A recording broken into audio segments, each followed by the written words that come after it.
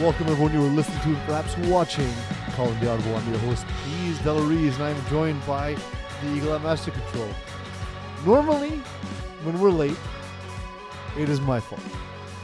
How often, give it a percentage of times where shows start late where it's my fault. 80% of the time, it's 100% your fault. Yeah, that's right. And 60% of the time, it works every time. But this time, and you know what? I can't even blame Eagle, because when Eagle left Montreal to gallivant through Europe, because that's what you were doing, nothing serious. You left here, and it was mid-fall.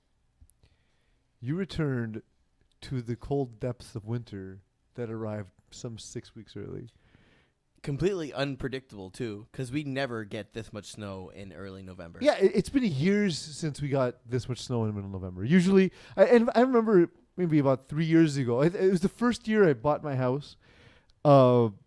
We had Christmas Eve dinner at our place, and it was 17 degrees. I barbecued, and I drank outside for hours. It was, to this day, my favorite Christmas. I think I now know the true meaning of Christmas. It is drinking outside in warm weather. But yeah, no, Eagle had to get his tires changed. Which, by the way, safety first. Yes, and I couldn't even be mad at you, right? Because there's no way you could have scheduled it before because you weren't here. I know how hard appointments are to get at this time of year. Well, actually, you know what they did? So I called them. They're like, our earliest appointment is the 26th. And I'm like, that's okay. Yeah. I'll take it.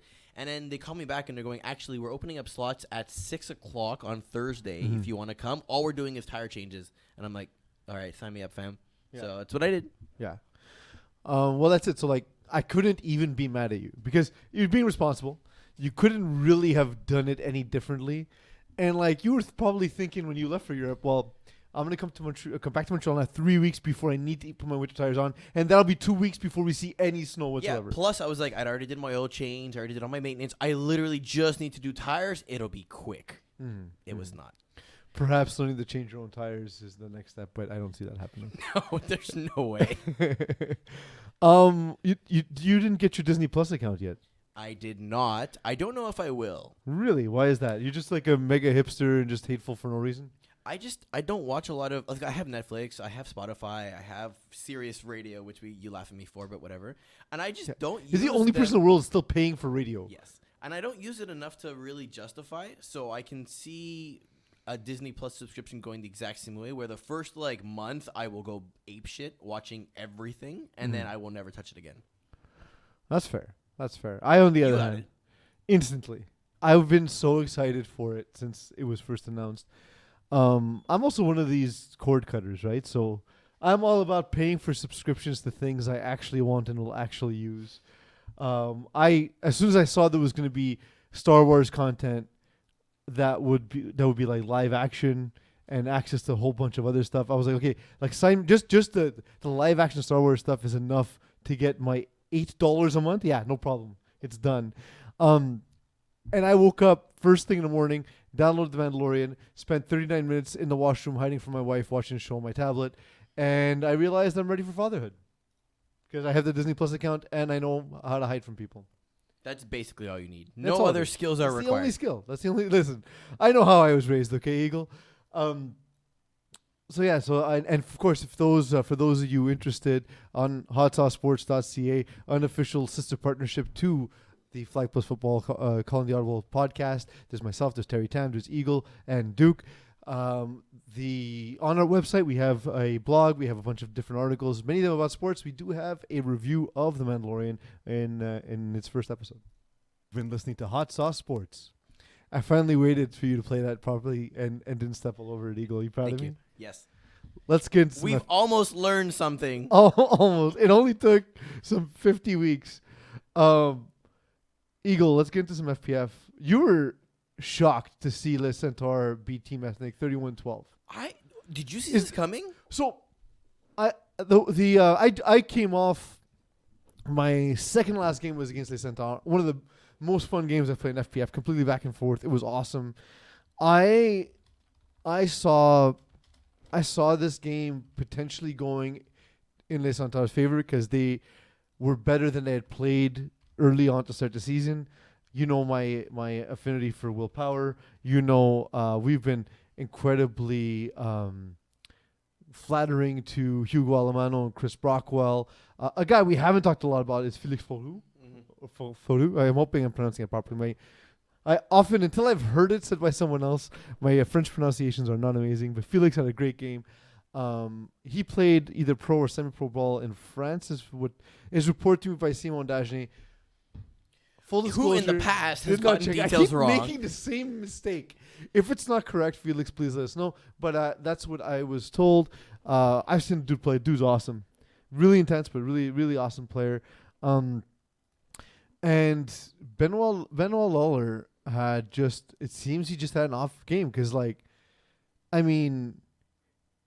Centaurs are a very good offense and an opportunistic defense. So they're not a shutdown defense. Typically, they're a defense where they're going to win a game by making a play. They'll make a pick to seal the game. They'll have that, a big sack in a big moment. Chris Brockwell, a very good low division rusher, or they'll make an interception to sort of change the tide in the game. I didn't see Felix Peru and Will Power. Was it Will Power at the other interception? No, sorry, it was Hugo Alemano at the other interception. That was Will Power in this game actually? Will Power played, yeah. He did. He got no stats. He was on defense. Well, he has some stats on defense. It appears wow. It appears as though he might have been. I also don't understand how Will Power exits the game where he doesn't put up stats on offense. It's bizarre to me. But whatever, it worked out. Jordan Rossi is also a guy. He's going to go to where he likes the matchup. So he probably, as hard as to believe, Team Ethnik may have schemed away Will Power. But then on the other side of it, it just surprises me that the Centaur, again, opportunistic defense, not entirely a shutdown defense, limiting Benoit Lawler, who's basically one of the most aggressive, one of the most efficient quarterbacks in Tier 2 all season long, to just 12 points. I find that amazing. We were looking at this for the regular season.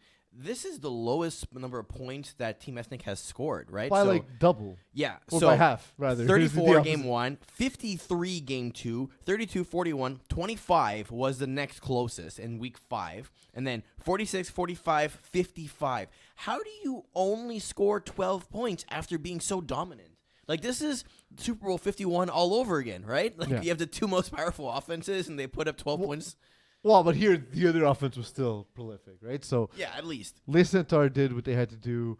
Team Ethnik did not. Les Centaurs move on, and we'll talk about who they'll play shortly. EZW took on Chocolate Thunder, and the Achilles heel all season long was EZW's defense. I don't understand how a team that's this athletic is this bad on defense. It makes no sense to me. They just are. And it's mind-boggling to me, but yet we see it again. Joe Cano, and Joe Cano is the epitome of how can I put it? A flag football player. Well, yeah, but on top of that, he's when things are going well, he can dominate your team, right? He's a rhythm quarterback. If you get him stopped early, you get him having to come from behind. That's not really a strength. But here, Nicky Papich, Tim Horner go for 4 touchdowns and 2 touchdowns respectively. Della Reede adds one as well. 7 touchdowns for Cano. And then Jeremy White on the other side, not quite able to keep pace. And you see the athletes on Chocolate Thunder, so you know that they'll be able to get a stop or two. Still impressive, when you look at Jeremy White adding 90 yards on the ground and a touchdown. But at some point, you need to make stops. And other than the one reception by Jeremy White and a sack by Maxime Boucher-Cyr, and that sack, I know what that sack is. It's Joe Cano looking, doesn't want to force the ball, take a sack, whatever, we got the lead. And that's it. And you see from the first half, 26-19, Chocolate Thunder takes the lead over EZW. That's an impressive win, just because it's not easy to continuously put up points. And that's the way EZW's won games, is they're so good at just running up the score. They're the offensive side of the Golden State Warriors in past years, where you need to score at their pace, and most teams couldn't do that until recently. But yeah, that's what they were. And the only thing is EZW didn't have the defense to match that. And unfortunately, got them beat in this game. So how does ECW fix? It's not a roster problem, right? It's not.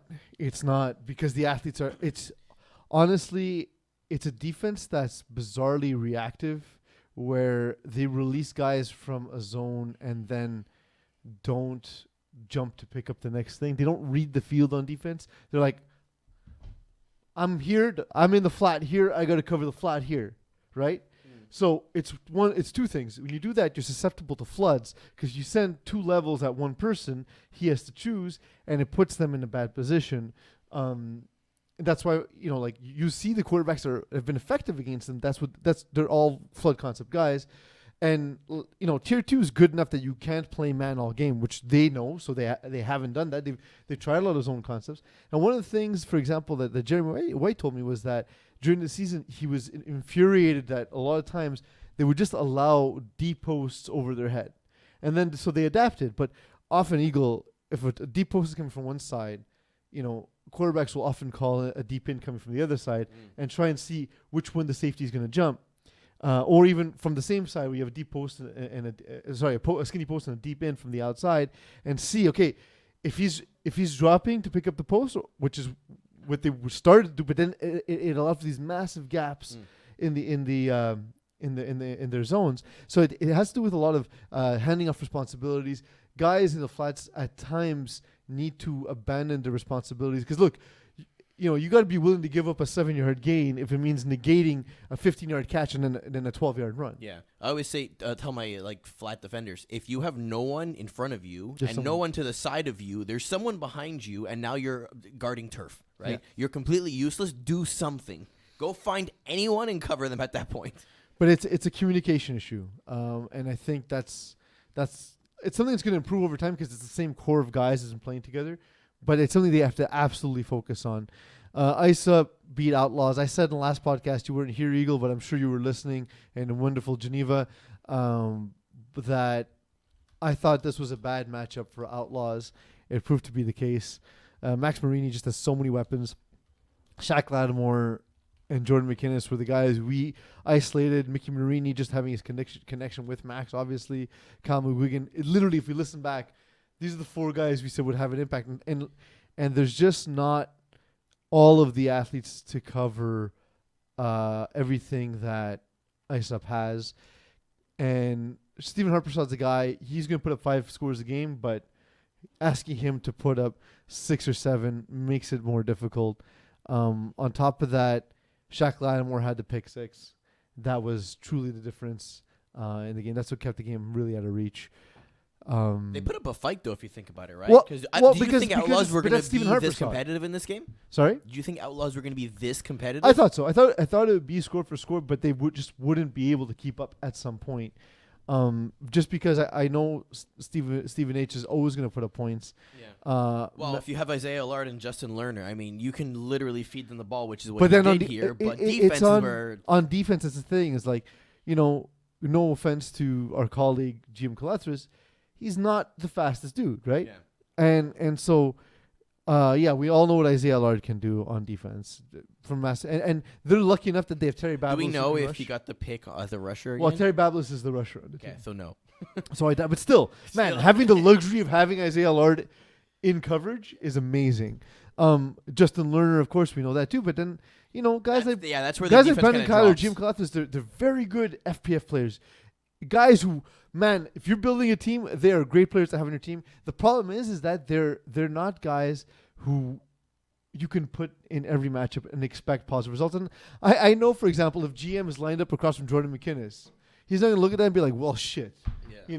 Like these guys, they know what they are. They're very good, solid, contributing players on good teams. Well, let's put it this way, right? So Isaiah Allard, GM Calethris, Justin Lerner, Jonathan Svetna, Brandon Kellier, and Babalis is rushing. So let's take those top 5. Mm-hmm. And then the 5 receivers in this game that kind of carried it all up. So Shaq Lattimore, Jordan McInnes, Kyle McGuigan, Mickey Marini, and then Ty Smith, I guess, or Corbin McGee can be the other ones.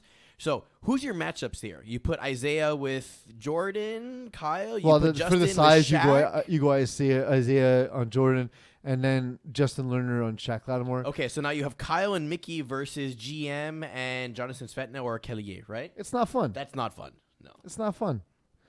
And so Max Marini did what he does, and look, he doesn't play a very high efficiency brand of football. He takes a lot of chances, but he has athletes that will run under the ball and then make plays for him. And That's the thing, right? That's what You he's can got. make those gamble plays if you have guys who are going to bail you out. And Exactly. this team is full of ballers. Sadly, François Marte advances. I was about to cheer, but then I realized we're not happy. We're not happy. I said sadly. I wasn't sure. I wasn't sure how to react. I was very sure. It's so this is by the way, 3 of the 4 winners were all underdogs in this game, in these games. Yeah, but underdogs in the so we can talk about this later, but the fall tournament structure is such that your underdog may not actually be an underdog. Yeah, and I think that's where it gets a little bit interesting, right? If in a 10 game season, there's a little bit more of the parity, I guess you can say, in comparing them. In the 8 game, plus we do the split of preliminary and qualifying, it's very tricky to get a true understanding of where a team's actually at. So are they really underdogs in this scenario, or is it just the mix and match of the teams? Yeah, you're right. You're right. Like it pulls teams closer together, and we have a smaller sample size to figure things out. And then when we re-rank teams, there's more rematches than I think we bargained for. So let me start with the question: what did you think about the format for fall? I don't mind it. I think that we're trying to do something different. We don't want fall to be just another season. So we want it to feel more kind of like, a round robin style tournament and the whole thing. But also, if you sign up and you spend the money you're spending, you don't want to play 3 games and then get eliminated. Because originally we had the idea of like a World Cup style where you end up with your brackets, but then half the teams advance and the other half, what the hell do they do, right? So then, we figured out the other year, we'll just build like separate tiers and the whole stuff. And that was exploitable because you just bomb the first round, and then the second round you kill everyone. So we tried this one where it's kind of like a mix and mash of both, and I think it worked to some degree. I disagree entirely. I think this was our worst format. You think? Maybe not statistically, but in terms of fun on the field, this was not enjoyable. Because the games were much closer than in previous seasons. It also, I don't personally like playing the same team. So when you have 20 teams, and you've seen the same team twice. I would agree with you on that. I think that was a mistake on our part, went from a scheduling perspective, because the priority, and this is something we can yell at Rob and the whole thing, this was something that wasn't communicated to the Sched Builder application, because basically it's automatically scheduled. And so we didn't say no rematch. Exactly. So we put priority and emphasis on schedule preferences and not necessarily matchups. So what happened was, in a way, it's fine because the schedule preferences for a reason, right? So you're getting the fields and times and days you want to play on. Yeah, but we could have put the additional criteria in, but skip teams you've already played, and it would have worked. And that wasn't done. And in hindsight, I would have had that. Like when I found out people were playing twice, I was like, why did we do this for? That was silly. And it's because we just and the other part of it specified and it happened. What I felt is though people, and if you're watching live, of course you can feel free to chime in. A lot of feedback I got, Eagle, is people are now thoroughly confused by what fall is because we've changed it so often. And some podcast hosts are confused about things as well. It's because we're trying to find something neat and fresh, and also experimenting with what we can do. So it's kind of designed to be that way. But you're right. I think this year, and I will talk directly into the camera. This year, our communication has been pretty shit for this season. I'm not gonna lie. I don't know if you noticed this. The media team has been fairly stripped down for the fall. It made it difficult to communicate. And who coordinates the media, Peeze? Who says the budget for Peeze? Not Peeze. It's something we need to look at in the future, because while we generated, I feel I got a lot of positive comments about our depth of coverage on the podcast and about some of the articles, even though there was fewer, but like they were really in depth, and they I guess people also expect me to be the clown, which I often am, let's say when I'm with Mo, because Mo's got the depth of knowledge and you don't want 2 people doing the same thing, right? It's a less interesting show. So I got a lot of commentary with people being surprised about the deep coverage and how well we actually analyzed things on this FPF Cup show. And it made me realize, wow, people think I'm really dumb. I've only been doing this for like 6 years. You'd figure I'd learn something, right? But so I feel like we got something there, but in general, communication from getting league messages out, I think was weaker, and I think that I think we overcomplicated things in terms of the format, in that it's not familiar to people. So maybe if we stick with a very similar formula for next time around, it'll help. I also think that, again, the difference of tiebreakers from season to season. That was just a. You need to keep it consistent. Like the tiebreakers are as we've known them for the last 3 years that we changed. More than that, actually, yeah. Well, no, but is at one point we changed them about 3 years, yeah. Yeah, about 3 years ago we made points against instead of points for. If you're gonna change them for this tournament, it should have been clearly stated as opposed to just by the way. And it wasn't clearly communicated to the media team either. Like it's not just players, right? Like we did a show where we talked about tiebreakers, and we were wrong on the show, yourself and I. And like you'd figure, if not every single player knew, the two people here should have an idea. So there's things we need to work out. Some kinks we need to work out a little bit on the inside. But if you guys have any feedback, you want to talk to us, talk to myself, Simon, Rob, GM, Eagle, basically any of us. You see us in the field, you send us a message. I know I got one from Joe Cano, who we just talked about in depth. And I was like, I wasn't disagreeing with them, but I said, we also can't change the system midway. And look, there's, the system he proposed, it's like, yeah, there's flaws in there too. And you can't base an entire system around one specific experience. But we can take that experience and then say, okay, that was the team's experience. How can we prevent that experience from happening? Agreed. For within the system, you know what I mean? And so maybe instead of completely changing what we've done, so work on it for next year, and maybe do it in like 2 or 3 year spans, and then if that doesn't work, change it completely. Exactly. You know what Diablos and Tents and Hammocks needs to work on? Well, I know Tents and Hammocks needs to work on stop playing cover 3 apparently, because they allowed 34 points in front of Martin. Well, I was also going to say, allowing extra points, because there's 7 of them on 10 attempts this game, which is ridiculous. I mean, like, you hear teams they can't score extra points, and then these guys are just like, yep, that's another one. Yep, there's another one. Here we go.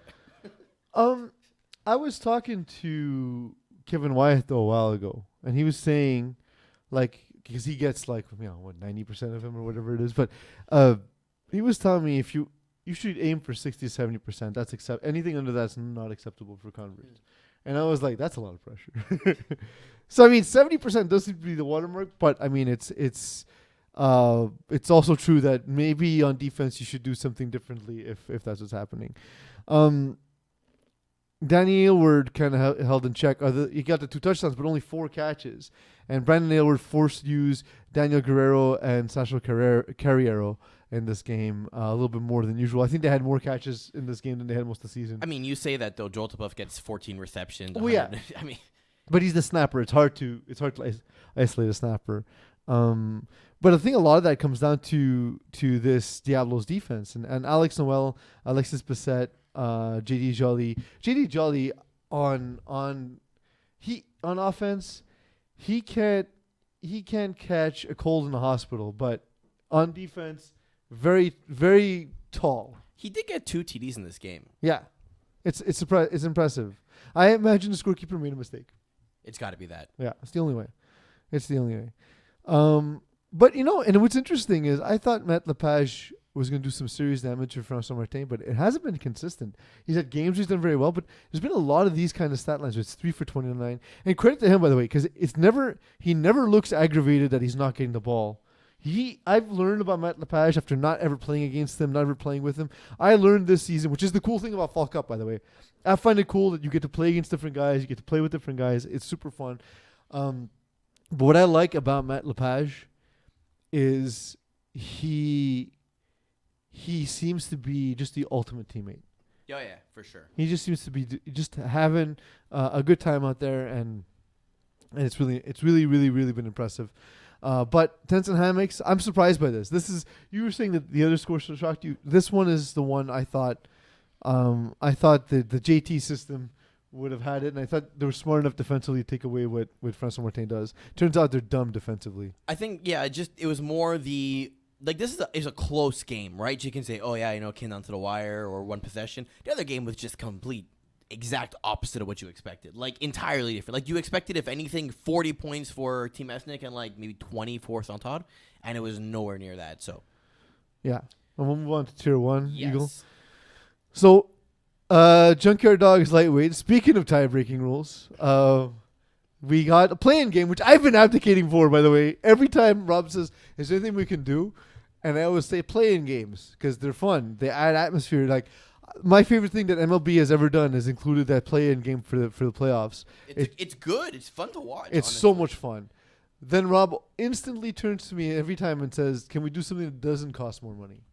Because literally every suggestion I have costs more money. So the thing is, this year, it led to, because of the miscommunication, it led to the first ever play-in game that I remember in FPF. I don't think we've had any before that. Yeah, you're right. And lightweight took on Junkyard Dogs. And it was so Simone's had some spotty history against Junkyard Dogs. But this is like, so this is not one we're going to discuss two types of Simone Dagenet. There's good Simone and bad Simone. 22 for 30, 264, 7 touchdowns, 0 interceptions. That's good Simone. That's about as good Simone as you'll see. And he must have been frustrated because Jason Rossi put up 6 touchdowns himself. The defense really just couldn't get Simone back. They couldn't keep Jason Rossi off the field. Isaiah Lard had the big sack, and Ed Lee had the 1 interception that proved to be the difference in the game. I got to give a lot of credit to Jason Rossi. I thought Junkyard Dogs were going to be outmatched all season long. And they went up against a fairly stacked lightweight team. And lightweight, you say, okay, well, the team's stacked, but, if Simone has a bad game and turns the ball over, it gives you a chance. This was as good as Simone could play, and he had to play that well to beat Junkyard Dogs. And kudos to Simone. I mean, that's not every game you're going to get that, but exactly, if you're doing what you can and it's just one of those games that doesn't work out in your favor, you can go home saying, well, we played well and it didn't work out for us, Mm-hmm. And I think it's honestly a positive season for them. It's really something to build on. I've been a big fan for a long time. But then, interestingly, the same night, 1 hour later, exactly after the game, which I feel adds to the fun. Oh, no, wait, sorry, my mistake. I'm misreading the schedule. I don't understand why the play-in game was not immediately before the playoff game. I guess only because you don't want to have someone have a doubleheader like that. I mean, yeah, but it's fun. Yeah, but also, fun. like, imagine if someone can't make that game, and now they can't make 2 games. Yeah, it sucks. Or it's hard to plan for 2 games if you don't know there's a second one. I just didn't. Well, but we can advance. From an opponent perspective, I mean, it's cool or whatever, but it's nice to know who you're playing against so you can game plan. Yeah, but you get to show up an hour early and watch them. And you get to take the field fresh while the other team's been running nonstop. Like in that game, Justin Lerner had 8 catches. It would have been awesome to see him have to run out against all hooks and run with those guys. You know what I mean? So I thought that would have been cool. But instead, we saw it taking place roughly at the same time. STL taking on Urgence Music. STL proving what everyone's pretty much been saying, that they're largely the probably the best all-around team in the tournament. Dylan Taylor, clean game. And it's the guys you expect to have the biggest impact. Jamie Ojea, Zach Swern, and then Gab Wiseman adds on to the scoring as well as Paul Lapierre. Although Paul Lapierre only limited to 2 catches in this game. Although when you look at the efficiency, it appears as though it's just he wasn't needed so much. And then on the other side, Justice P did okay, except he didn't really move the ball. I mean, no, he didn't really do okay. No, I mean, like, he scored 4 times, right? Yeah, but it's not an awful game. It's not enough to win in the playoffs. Exactly. Yeah. The single turnover, that's okay too, but you're not going to beat STL putting up 27 points. Never. Not in a playoff game. And I felt the roster inconsistency issues was going to hurt them. You look at this game here, Julien Bellavance not being there, missing so many games this season. Julien Bellavance is one of the underrated defenders on this team. I feel that could have helped. Instead, Dylan Taylor basically got to do what he wanted, and STL moves on. And we'll talk a little bit about who's facing who when we have that, but we won't make any picks or analysis. We'll save that for next week's show. Yeah, exactly. We don't need to do. So Tier 1, the finals are the 25th, if I'm not mistaken. The 27th of November. Sure. I'm looking at it. It's the week of. So it's the week of the 25th and 27th. There's 2 days. It makes a difference for me because I am in Atlanta the 27th. Oh, yeah. That does make a difference then. Yeah. All right.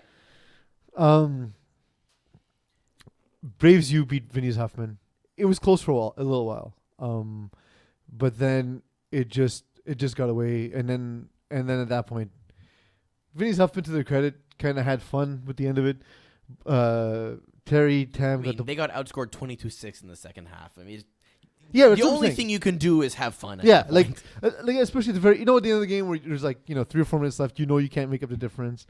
Vinny Galano, a clean game and that he didn't turn the ball over, but again, having trouble moving the ball against Braves U.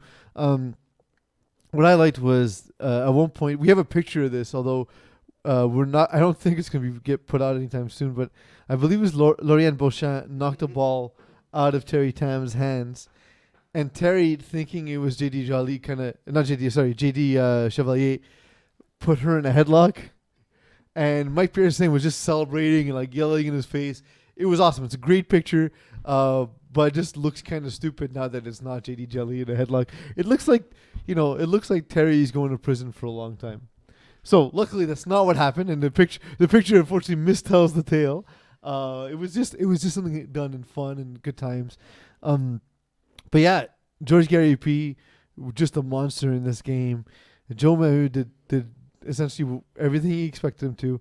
And other than Marco Bertoldi, being a constant target for Vinny Galano, no one else really made plays for Vinny's Huffmen. The pause is because I found it. You found the picture? Oh yeah, there we go. So there we go.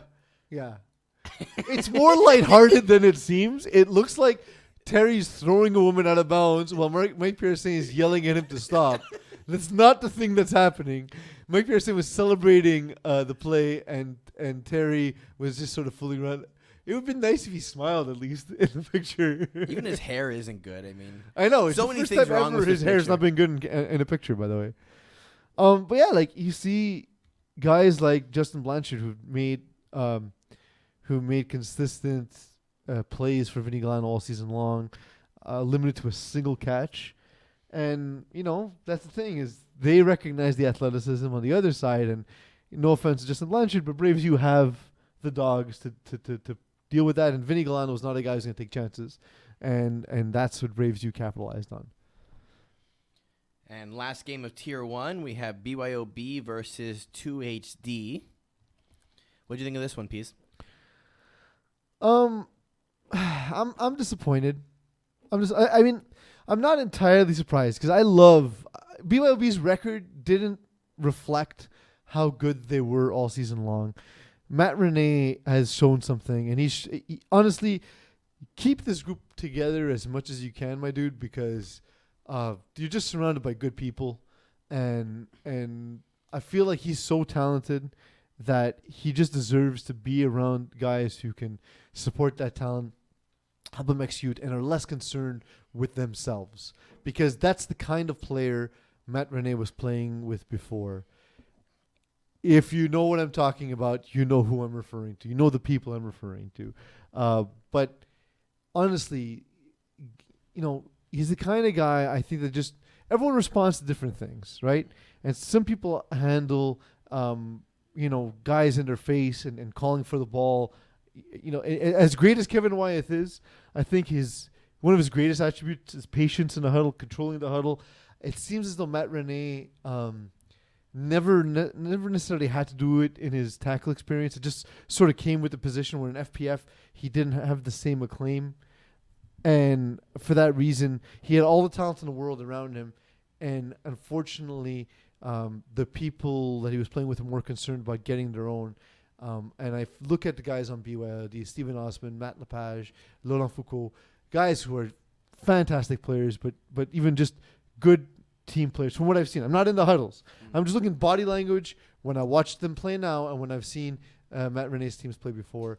And I'm surprised Joey Taylor didn't put up more of a fight. And so I was gonna say, does this hurt his legacy? Does this make us look like fools for putting him in the Hall of Fame? A single game can't hurt your legacy, and I don't think it does, because what I've always said, Eagle, is the FPF Hall of Fame is a museum of history for all of Flag Plus football. It's not who were the best players in Division 1.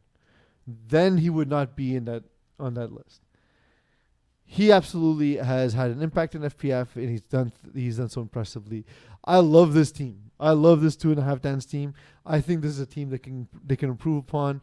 Maybe add. I think they need a game breaker. They don't have a Matt Lepage. They don't have a Laurent Foucault necessarily. They have a lot of really good, Danny Demore, Don Benevento, Danny Elward, guys who are just awesomely talented and are very good contributors, but they don't have that absolute game breaker that really takes them to the next level, I think. Before we get to my favorite segment, I just want to read out a comment that we got on Facebook Live from JD Jolly saying he has an idea for a better podcast. More Eagle, less Peeze. I have an Eagle for you to shut the hell up forever. I have an idea for your wife. She should leave you. Join the podcast with me. I have an idea for the next segment. It's Games of the Week. JD, I love you, bro. I'm just kidding around. We'll start with Tier 1. And you have, not a recap, but a preview of these games in your article? No, we did a preview on last week's show. Okay, perfect. Of the games that are not yet played. Okay. So I want to get... Well, we won't do games of the week because I already picked the games. Let's pick them again. So you're going to pick the games. All right, perfect. So... Want me to read them to you? Yes. Tier 3. Tier 1. Oh, no, the internet's so slow, it's going to suck. All hooks. No, I'm reading it to you. Shut up. You shut your face. All hooks, lightweight. I'm going to go all hooks. As much as it's going to be a close one. If Simon performs the way he did and the whole team plays the same way they did for the play-in game, it might be close, but I still think all hooks is a better team overall. I think so as well, but... actually, I didn't pick this game.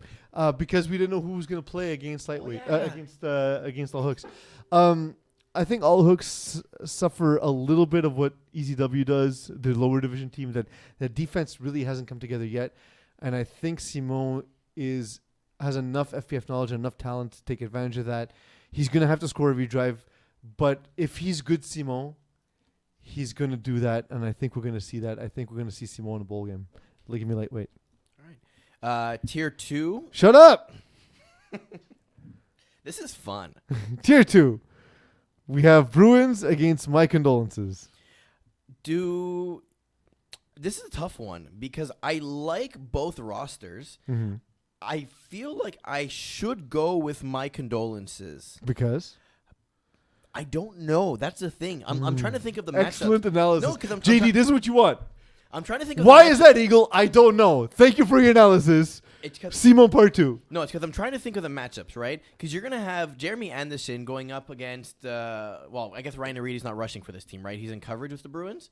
So Anderson's going to have Rosenblatt. Who's going to be matched up against, Zach Zwern maybe, Nelson Pereira maybe, get Poisson maybe. So, there's going to be a lot of good matchups on that front. And then even for the rest of the team, Ben McMahon, Kendall Myers, Travis Moses, this roster for Condolences should be winning a ton of games. Mm-hmm. So I feel like I want to pick My Condolences, but I don't know. I think it's going to be tight. I'll go with My Condolences, but I'm a little bit concerned. Les Princes de la Rive-Sud, Red Raiders. For this one, I think I'm going to go with Red Raiders. Mike Roy has been pretty dominant this season. It's the usual ensemble of his He is team. not watching the podcast because he's taking a break from Facebook. But he just posted that he's looking for a team. Very confused. Very confused. And maybe his break was one day. Yeah, seriously. And on the side of Prince de la Rive-Sud, I think Marc-Antoine Vien is still learning how to play quarterback. He did great this season. From a stats perspective, only 2 INTs, which is awesome. But I think come a playoff game, the pressure and all that stuff and having to deal with it, I'm a little bit more confident in what Mike can do. So I'm going Red Raiders. Okay. Let's move on to Tier 3. Threat Level Midnight, Honey Martin. I'm going to go Honey Martin. I think Threat Level Midnight is good but not great, even though they have the higher seed. I trust Honey Martin more. All right, that's solid. That's solid. Give me Rogues and Les OG. I've played Les OGs. I did not play Rogues. I like Rogues in this matchup. I think OGs, they have a lot of speed and agility, but I think they are exploitable. Part of my swag, replacements. Part of my swag. Yeah, sorry. Because? Replacements. I don't Just think better. replacements are a good team. No, sorry, guys. Well, I just think they're out of their element. Yeah. You know, one of the issues is with the Fall Cup is there's not a lot of teams, so the gap between teams is a little bit greater. That said, replacements have been on a run recently, so we'll see. Llama's Pajamas against Lockdown. Llama's Pajamas. By 78? By 78. I'm the reverse you. I always pick against my team by a landslide. Well, I always pick against my team by choosing myself as quarterback. That is fair. Voodoo against Los Bandidos. I'm going to go Voodoo. I don't see Los Bandidos as the dominant force that they were, and I think Voodoo's doing really well. The connection between Franquet and Etienne Vaillancourt, between Patrick Saint-Amand is there. Ryan Phillips is back this season, and Martin Bergeron is still a deadly center. So I feel like this one over here is going to be a pretty solid victory by Voodoo. Apparently, we have another comment. There is? Yeah. Okay, I'll go check it. In the meantime, I'll tell you what game it is, so you have a second to think about it. It's Johnny Fireball against Chocolate Barracudas. Read the comment first. I have to find it. Hold on. Jesus, this is what you want, JD. This is what you want. I don't have the comments in front What of kind me. of producer is this? What would Jesus, one job. See, now I'm doing the analysis, and you're doing the Because production I did the value. analysis And this last is what week. happens. This is what I get. I get no support. I got to do it myself. Oh, no more eagle. Rob, we need more media budget. I just saw it. What do you say? Scratch that. No more eagle. Cute. I'm going to pick Chocolate Barracudas. They've surprised me this entire season. I think. Yes, actually, yeah. Sonny Elias has really stepped in as QB. I mean, There's nothing in his FPF history that shows you that he would have been this quarterback at any point. Yep. So congrats, man. Keep doing the good work. Now that being said, the second half of the season, he's thrown 7. The first. But I'm saying just the way he started the season was super impressive. Second half of the season, okay, not as good, but still effective. It's still way better. Yeah. Yeah. Going 20 TDs to 1 INT to then going to 14 and 7 is a very big difference. On the obviously. whole, on the whole, it was a good season. But I feel like they'll win this game. In the finals, we'll have another conversation around it. But I think this game they'll walk away with it. All right, that's it. That was games of the week. All right. Thank you, Eagle. Thank you, Peeze. Thanks for the new Glad work. to be back. Thanks, JD Jolly, for watching live. Thank you for whoever else is tuning in live or listening later on any streaming platform or watching on YouTube. But most of all, thank you all for letting me be myself. If you weren't yourself, who would you be? I'd say Abraham Lincoln, but I need a hole in the head. But like the Vampire Hunter one, or Actually, yes. that's way better. I was gonna get mad at you for trampling the joke, but yeah, give me the Vampire Hunter.